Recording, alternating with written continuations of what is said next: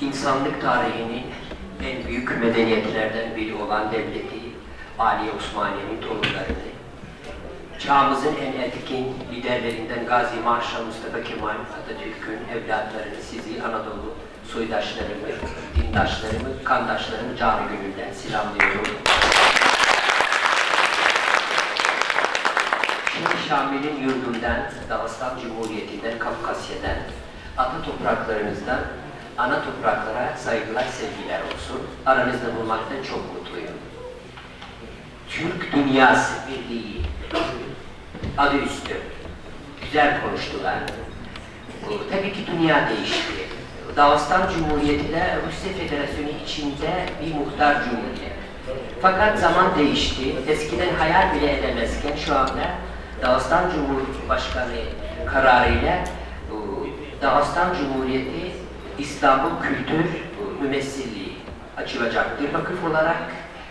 Aynı zamanda zaten Rusya Federasyonu Türkiye Cumhuriyeti arasında sosyal, kültürel ilişkileri, ekonomik ilişkileri güçlendirmek amacıyla Rusya Federasyonu Devlet Başkanı Sayın Putin'in inisiyatifiyle kurulmuş Rusya Federasyonu ve Türkiye Diyalog Platformu'nda genel başkanı oluyorum. Her şeyden öncelikle Türk iş adamına zengin Rus devletinin imkanları daha kazandırmak için çalışmalar yapıyoruz. Tabii ki Kafkasya özel bir bölge. O kadar da fakir değil şu anda. Sadece haftada 3 uçak Dağıstan'dan, Çeçenistan'dan buraya geliyor, alışverişler yapıyor, gidiyorlar. Hani aramızda konuşurken artık siyasi üstü olsun, bizim Türkiye'de bir temennimiz var. Yani Türkiye artık şu Avrupa Birliği rüyasından uyanıp, şu Avrupa Birliği son vagon olmaktan vazgeçip, Türk Birliği lokomotif olmalı.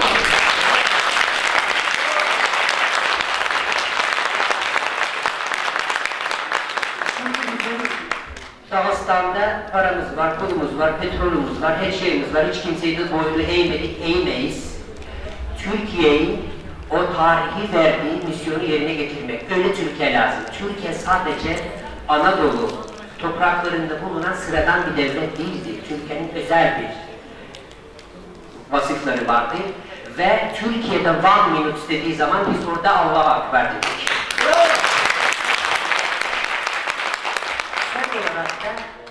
Batı dünyasında çok popüler oldu. Evrensel değerleri, globalizasyon, böyle süslü püslü sözler. Ben şöyle söylemek istiyorum. Benim rahmetli babamın babaannesi, valide, Merce valide derdik. O Atatürk'e Sarıpaşa derdi. Altın saçlı Mustafa derdi. Bize de böyle hikayeler anlatırdı. Aslında Gazi Marşal Mustafa Kemal Atatürk'ün o zaman söylediği sözleri bugün bu Batı medeniyetinin ifadesini ifade etmek istiyorum. Ta Kuril Adalar'dan, Sibirya'dan, Orta Asya'dan, Altaylar'dan, Ural Dağlar'dan, Anadolu'dan, Orta Doğu'dan, Kafkasya'dan, Balkanlara gelen bütün bu coğrafyada yaşayan irili ufaklı halklara bir kelimeyle Türk milleti denir ve ne mutlu Türk'üm diyene. Teşekkür ederim. Olsun. Ömrümüz bereketlensin, ömrümüz güzelleşsin. Bizlere güzellik kattınız, bizleri güzelleştirdiniz. Allah da sizin memleketinizi, içinizi, gönlünüzü güzelleştirsin inşallah.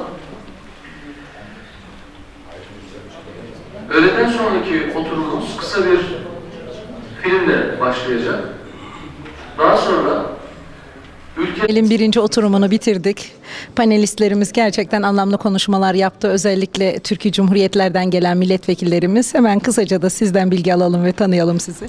Teşekkür ediyoruz. Panelin moderatörlüğünü yapıyorum. Doktor Nadir Çomak.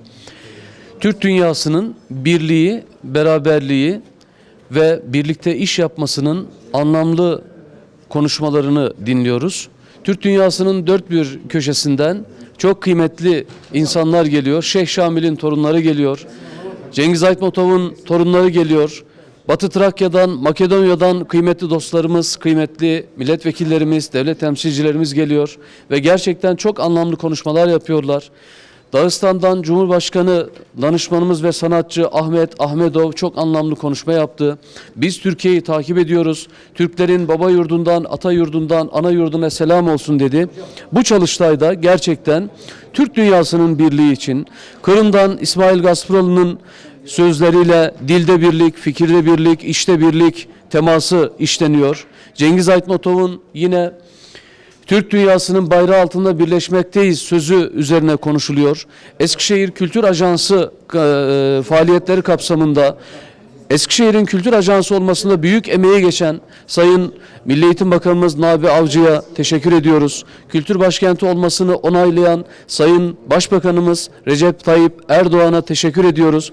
Bu organizasyonda emeği geçen Oral Büyüksarı kardeşimize teşekkür ediyoruz. Konya'dan buraya gelen Kültür Kervanı ekibine teşekkür ediyoruz. Bu birlik konferansının ben yaygınlaşmasını diliyorum. İnşallah. Sağ olun, teşekkür ederim. ediyoruz, saygılar. Efendim, Hüseyin Bey'i yanıma davet ediyorum. Batı Trakya'dan gerçekten Profesör Doktor Hüseyin Bey çok güzel, anlamlı bir birlik konferansında konuşma yaptınız. Kısaca hemen sizden bir bilgi alalım. Efendim, ben Fahri Profesör Doktor Özkan Hüseyin, hizmetlerim karşılığı bana bunu Beni Halk İlim Merkezi ödül olarak verdi. Ayrıca bunun yanında Birleşmiş Milletler 130 ülkeyi temsilen de Sadakat ve Güven Madalyası'na da layık görüldüm. Onu da 2011 yılı ödül olarak bana verdiler. Maşallah. Biz 1972 yılından bu yana bu Türk dünyasının gönüllüler olarak böyle fikirler ortaya atarak, o zaman için bu fikirler attığımız zaman hiç kimse bunlara bu şekilde olacağına inanmıyordu. İşte biraz önce ifade ettiğim gibi o günlerde dünyada olmayan insanlar bugün 43-45 yaşına gelmişler ve böyle Türk dünyası ile ilgili güzel bir oturumlar, sempozyumlar, konferanslar düzenliyorlar. Bunlar bizi mutlu ediyor. Bu şu demektir. Bir ailenin evladı bir yerden bir yere göç etmiş gitmiş. Yıllarca bazı siyasi baskılar neticesi, bazı perdeler önlerine çekilerek birbirlerinden bunlar uzak tutulmuş. Ama çağın değişmesiyle, sosyal medyanın gelişmesiyle artık dünyanın neresinde bir Türk varsa şu anda biri birini biliyor ve tanıyor. Bunlarla bu çağın medyanın imkanlarını kullanarak kendi varlıklarını, birliklerini diğerlerine intikal ettiriyorlar. Ama üniversitemizde bile, Eskişehir Üniversitemizde böyle bir oturumun olması ve üniversitenin dekanın gelip burada görüşmesi, görüşlerini belirtmesi, anlatması ve yine okuyucu, öğretim üyelerimize böyle bir şey düzenlemesi bizi çok mutlu ediyor. Üniversitede değil böyle hocalar bu gibi şeyler düzenleyecekler veya sohbet edecekler. Talebeler dahi böyle bir şeyler burada konuşamıyorlardı. Bakın nereden nereye geldik. İşte biz gücümüzün ne olduğunu farkındayız. Dilde, özde birliği işte, sağladık efendim. fikirde birlik olmak mecburiyetindeyiz. Ne güzel söylemiş İsmail Gaspıralı bunu. Bakın biz Aymatov'da ne demiş? Türk dünyasının bayrağı altında birleşmekteyiz demiş. Ki orada o zaman daha onu görmüş ve bugün de bu birlik beraberlik gerçekleşti. Ve bu gibi etkinliklerin sayesinde de ümit ediyorum ülkeler bazında da diğer o ülkelerin içerisindeki yaşayan milletlerle de diyalog kurarak bir dünya birliği, yani globalleşme, küreselleşme denen şey de gerçekleşecek. İçindeki baskı altındaki tuttukların Türklerin ne derece adaletli, ne derece merhametli, ne derece saygılı ve sevgili olduklarını da kendi ülkesi, Yunanlılar mesela bugün bunu anlayabilirler. Yunanlıların ekonomik sıkıntısı da Türklerle Yunanları bir araya getirmiştir. Çok teşekkür ediyoruz efendim. Hoş geldiniz. Hoş bulduk efendim. Türk Dünyası'nın Birlik Konferansı'nda en özel yüreği gördük. Gerçekten Türk Dünyası sizinle çok büyük bir anlam kazanmıştır. Ben de Türk dünyasıyla büyük gurur duyuyorum. Zaten yıllardan beri mücadelemiz Türk birliğini bir araya getirmek. İnsanlarımızı, aynı düşünce, aynı dili konuşan insanları yan yana toparlayabilmek. Bu geldiğimiz toplantılarda inşallah bir başlangıç olur. Daha devamını getiririz. İstiyoruz yani bir Türklük gücünü göstersin dünyaya karşı. Bir birlik beraberlik içinde tavrımızı, Türklüğümüzü ortaya koyalım. Ben de koyu bir Türk olduğum için tartışmasız bir Türk'üm. Kökenimiz de Orta Asya, Oğuzlara kadar dayanıyor. Bu tür projelerde, bu tür etkinliklerde daima varım. Var olmaya da devam edeceğim. Efendim bugün Türk Cumhuriyetlerimizden milletvekilleri geldi. Tanıştık onlarla. Tabii ki çok değerli yürekler de var ama bugünkü özellikle buradaki En güzel anı sizin bizim aramızda olmanız. Bu bize çok ayrı bir anlam katıyor. Şimdi biz sinemaya başladığımızdan beri hep bu tür filmlere ağırlık verdik. Çünkü yapı ve karakterimiz bu tarzda, bu yöndeydi. Geçmişte imkan ve olanaklarımız kısıtlı olmasına rağmen elimizden geldiğince Türklüğü ön plana çıkaracak, kahramanlığı, dürüstlüğü, mertliği ön plana çıkaracak filmler yaptık. Ama şimdi maalesef bunları yapamıyoruz. Bu tür projelere sponsor bulamıyoruz. Önümüz kesiliyor. Ama inşallah gene bir fırsat bulup bu işlere devam edeceğiz gene. Bizim için en önemli şey bir Serdar Bey'i düşündüğüm zaman ben bir eğitimci olarak özel hayatınızla da öğrencilerime örnek verecek bir karaktersiniz. Biliyorsunuz sanat dünyası insanın ruhunu da değiştirir. Bazen karakterini değiştiren olumsuz örnekler de gördük ama bir sizi düşündüğüm zaman hiçbir zaman ne çizginiz değişti ne özel hayatınız. Bu anlamda gerçekten Türk dünyasının örnek bir insansınız. Çok teşekkür ediyorum. Benim yapım bu. Ben zaten gece hayatım yok. Hiçbir eğlence hayatım yok. Ben akşam olduğu zaman çoluğumdan çocuğumdan mutlu oluyorum. Onlarla birlikte olmayı yeğliyorum. Dışarıda boşuna vakit geçireceğime. Pek ne derler yalaka yalaka işlere Bir kusura Türk bakmayın. erkeği, has Türk erkeği. Amiyane tabir kullandım ama hakikaten bir Türk gibi yaşıyorum. Geçmişte alnımı kızartacak veya alnımı bozacak hiçbir kötü geçmişim yok. Örnek olmaya çalışıyorum. Bir sanatçı gibi yaşamaya çalışıyorum. Sağ olun efendim. Ben bugün adım adım sizi takip ettim. Şöyle bizim Kültür Kervanı programımızın sponsoru var İzmir'de. Hatsan Av Spor Sanayi sahipleri Abdullah Taşyağan ve Bahtiyar Taşyağan'ın selamları var. Yapımcım Mevlüt Öncel'in de adına, üçünün adına ben size önce onu ileteyim selamlarını. Ben de çok teşekkür ediyorum. Bir de lütfetmişler. Size armağan gönderdiler. hediye Evet. göndermişler, Evet. evet. Biz onu bir takdim edelim yapımcımla birlikte size. Kültür Kervanı anısına. Kendilerine çok teşekkür ediyorum. Yani yapıma uygun bir şeye göndermişler. Başka şey olsa kabul etmezdim ama bizim Efendim bunun içerisinde bir tüfek var. Hani böyle vatana göz dikenin alnının ortasına Gökhan Bey sıkar. önce yumruğu atarız sonra bunu mecbur kalırsak sıkarız. Çok teşekkür ediyorum. Böyle size Ömür boyu duvarımda saklayacağım bunu. Allah Kendine razı çok olsun. teşekkür ediyorum. Sevgi ve hürmetlerimi iletin lütfen siz de. Özellikle dediniz ya efendim son zamanlarda Türklük dünyasındaki çalışmalara sponsor bulamıyoruz. Biz Hatsan Av Spor Sanayi sayesinde Kültür Kervanı programı işte sizlerin sesi o yürekler sayesinde bize de sponsor oldular. Onların desteği olmasaydı bunları ekranlara taşıyamayacaktık. Var olsunlar, sağ olsunlar. Allah onlardan razı olsun bu tür şeylere sponsor oluyorlarsa ama bizim kafamıza geçen projeler çok büyük meblağlar gerektiriyor. İnşallah Mevlam kapatacak. İnşallah. Bakalım işte bu Eskişehir Kültür Başkenti olması hasebiyle bir proje verdik buraya. Şu ana kadar hiçbir problem yok. Bütün bakanlarımız, bütün valimiz, kaymakam herkes destek veriyor. Ajans da destek veriyor. İnşallah eli kulağındadır. Güzel bir projeyi burada Eskişehir'de çekeceğiz. O zaman Kültür Kervanı programından yeni bir projenin doğuşunun da haberini verdiniz. İnşallah, inşallah, inşallah. Yolunuz açık olsun. Sağ olun, Selametle gidin sağ olun, efendim. sağ Sağ olun olun. efendim. Çok teşekkür ediyorum. Sağ Sağ olun. olun. Eskişehir Türk Dünyası Birlik Konferansı'nı bitirdik. Eskişehir'in içerisinde tarihi konakların arasında bir mekana geldik. Sağ olsun Federasyon Başkanımız Muammer Bey, Kültür Kervanı ekibi ve buradaki misafirlere yemek ikram edecek. Yemeklerimiz hazırlanırken Sayın Başkanım etrafımdaki konakları da çok beğendim. Burayla ilgili sizden biraz bilgi alalım. Şimdi Eskişehir'in ilk kurulduğu semt bu semt. Odunpazarı bölgesi. Tarihi Selçuklu dönemine dayanıyor. Mesela şurada bir Selçuklu Külliye, Alaaddin Keykubat'ın yaptırdığı Selçuklu Külliyesi ve camii var şurada. Tarihi evleri görüyorsunuz. Yani şimdi bu dönemde de Türk Dünyası Kültür Başkenti projesiyle birlikte bu tarihi evler restore edildi aslında uygun bir şekilde. Artık burası önceden yıkık virane bir haldeydi çoğu evler. Bunları Odunpazarı evleri. Evet, Odunpazarı evleri. Ya belediyelerimiz bu konuda çalıştı. Şu anda bu bölge civar illerden ve yurt dışından turist alan bir bölge haline geldi. İşte gördüğünüz gibi cıvıl cıvıl günün bu saatinde. Yani Odunpazarı Eskişehir'in ilk kurulduğu yer. İlk yerleşim yeri. Efendim sokak aralarına baktım. Tüm evler konak şeklinde eski. Biz hani Bolu, Abant, Kastamonu evleri olarak bilirdik Çankırı konakları. Evet. Tıpkı Odunpazarı evleri de onlar gibi. Evet, kesinlikle. Yani Osmanlı döneminin mimarisi yansıdığı için sokaklar dar yapılmış her şey darmış ama yani evler de birbirine çok yakın olduğu için komşuluk ilişkileri de çok sıcakmış. Yani camdan cama herkes biliyorsun günlük hal hatır sormalar.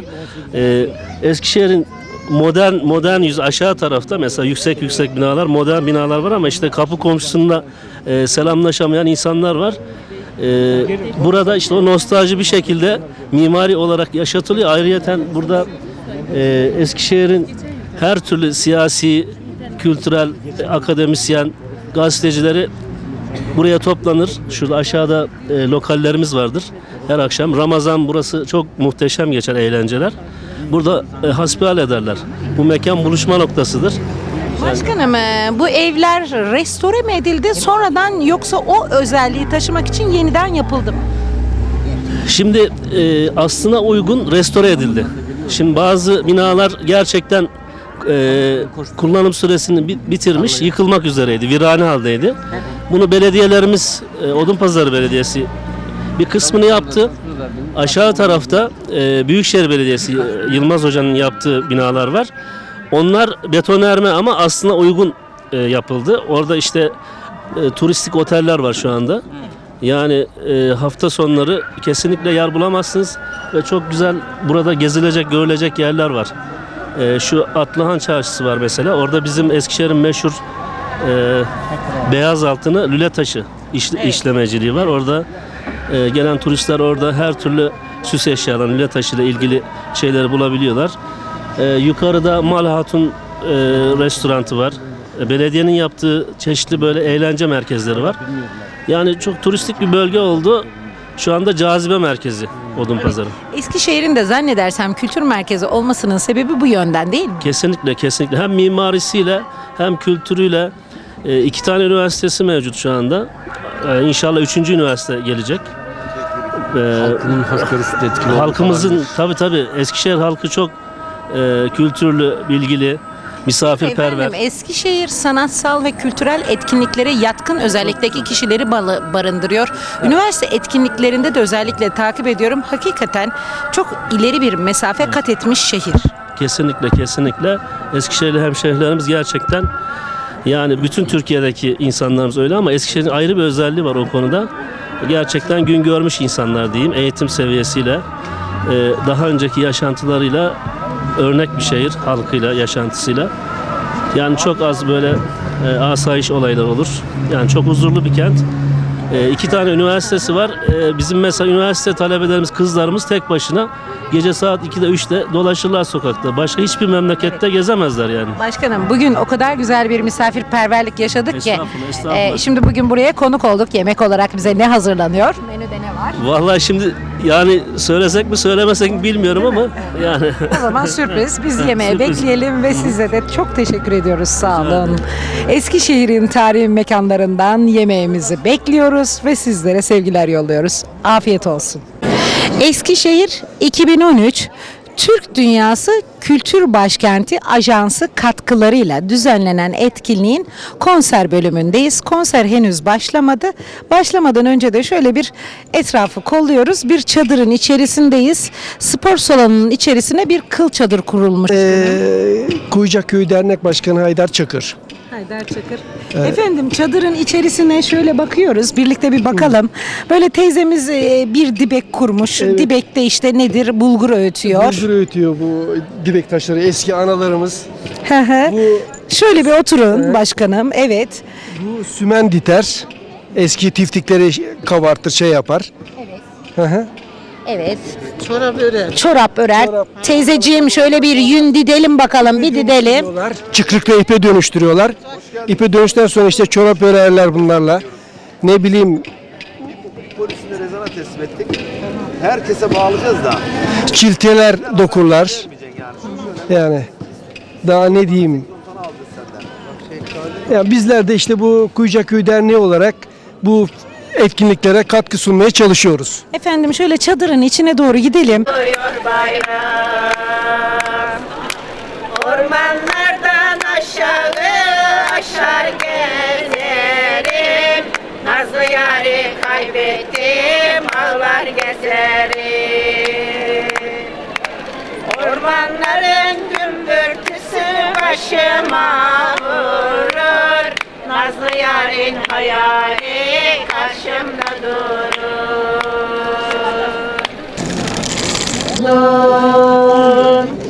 Sensiz yataklara giremez oldum, giremez oldum.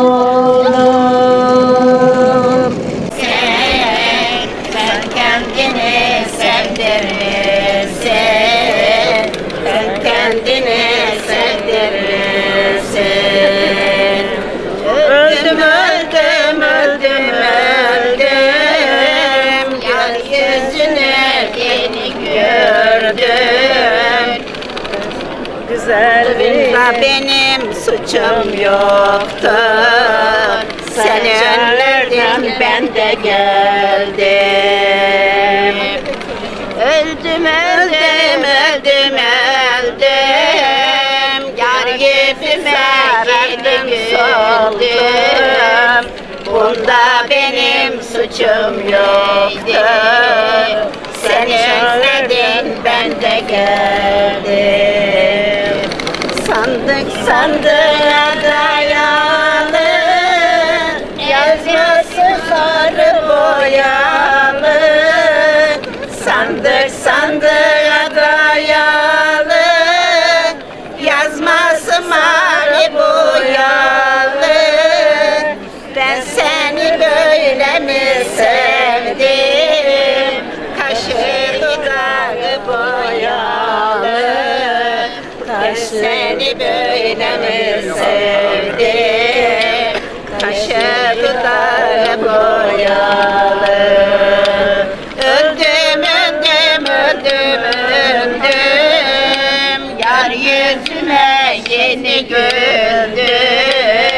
Bunda benim suçum yoktu. Sen özledin, ben de geldim.